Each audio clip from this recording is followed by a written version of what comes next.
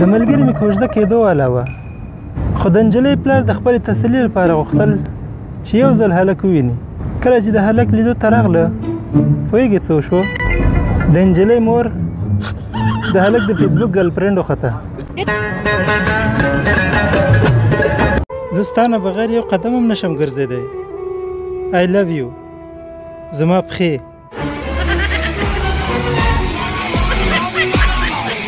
یو چا د مسنجر ګروپ ته اډ کړم.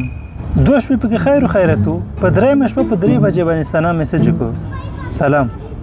سمدستي علي هم ګروپ ته راغی. وعلیکم سلام ثنا جانې. حمید هم راغی. وعلیکم سلام. ګرانې ثنا جانې ګروپ ته په خیر راغلی. پرویز هم راغی. وعلیکم ثنا جانې. هیله ده چې تر پایه به په دې ګروپ کې راسره پاتې شي. مصطفی هم راغی. ثنا جانې کیدای شي پوره نیم دې ووایې؟ ثنا وویل ولې نه، په دواړو سترګو.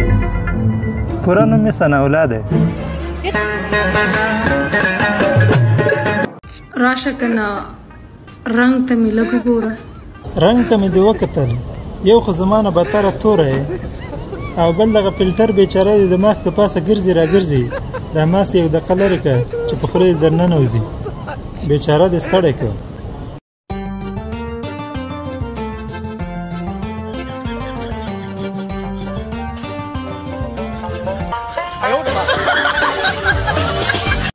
چې ته به ما او زه به تا هېروم، تا د زرنج ما د بایسکل وهي.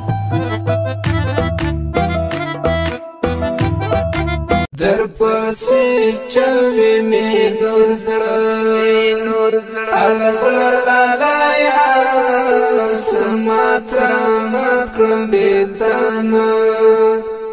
بیلتانه لالایا.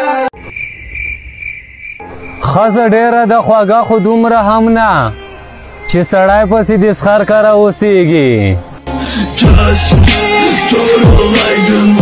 که پر دې نجلۍ درته ورور وویل نو خفه کېږه مه. یو څپړه ښې وه، ورته دلته څه کوې؟ کور ته ځه.